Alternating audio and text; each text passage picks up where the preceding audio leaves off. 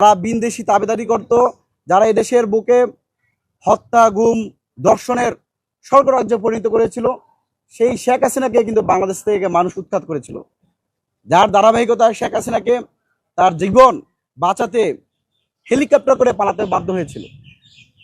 তো আবার আজকে আমরা কথা বলছি জুনের 9 তারিখ 2024 সালের 5ই জুন হাইকোর্ট থেকে কোটা পুনর্বহালের প্রতিবাদে যে আন্দোলন শুরু হয়েছে, সেই একই মাস 2 বছরের মধ্য দিয়ে মাথায় এসেই আমরা শুনতে হয়, দেখতে হয় সেই সন্ত্রাসী সংগঠন ছাত্রলীগ, আওয়ামী লীগ আবারও পুরো বাংলাদেশকে অস্থিতিশীল করার চেষ্টা করছে, বিভিন্ন জায়গায় হামলা করার চেষ্টা করছে, বিপ্লবী ছাত্র জনতাদেরকে রক্তাক্ত করার চেষ্টা করছে।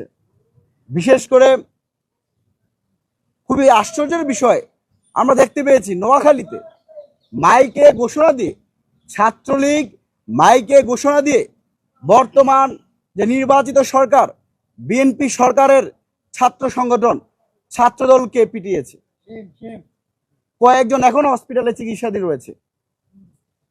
দুঃখ লাগে, একটা নির্বাচিত সরকার আছে, নিষিদ্ধ সংগঠন কিভাবে এত সাহস পায় যে ছাত্রদলের নেতাকর্মীকে আহত করার। কিন্তু পরবর্তীতে আমরা দেখতে পেলাম কয়েক হাজার নেতাকর্মী ছাত্রলীগ একসাথে হয়েছে, পুলিশকে নামে মাত্র ক্লোজ করা হয়েছে, প্রত্যাহার করা হয়েছে। এই যে একটা জায়গাতে হাজারের অধিক মানুষ সমাবেত হচ্ছে, সেখানকার ডিএসবি, ডিজিএফআই বা আরো যে গোয়েন্দা সংস্থা রয়েছে তাদের কাজ কি?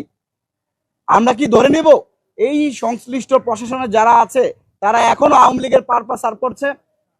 আমরা মনে করি শুধু নোয়াখালী নয়, চট্টগ্রামেও, চট্টগ্রাম, ব্রাহ্মণবাড়িয়া, ঢাকা, চট্টগ্রাম, কুমিল্লাতে বিভিন্ন জায়গায় ছাত্রলীগের সন্ত্রাসী কার্যক্রমের মিছিল দিনের পর দিন, তাদের মিছিলের সংখ্যা বাড়ছে, লোকজন বাড়ছে।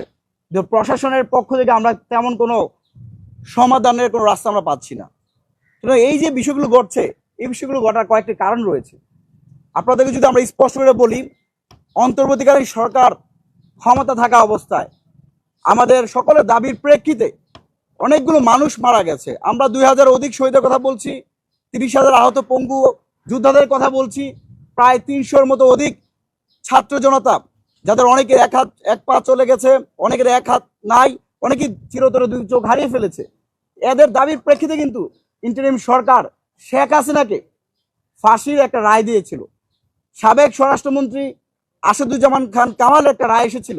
কিন্তু আমরা দেখেন গত যে 3 মাস 4 মাস, আজকে 101তম দিন, বিএনপি সরকারের 101তম দিনে এসে আমরা কোথাও মিডিয়ার, কোথাও আন্তর্জাতিক অপরাধ ট্রাইব্যুনালে কোথায় কি বিচার হচ্ছে, এতগুলো যে মামলা হলো, কোন মামলা কোনো অগ্রগতি আমরা দেখতে পাচ্ছি না।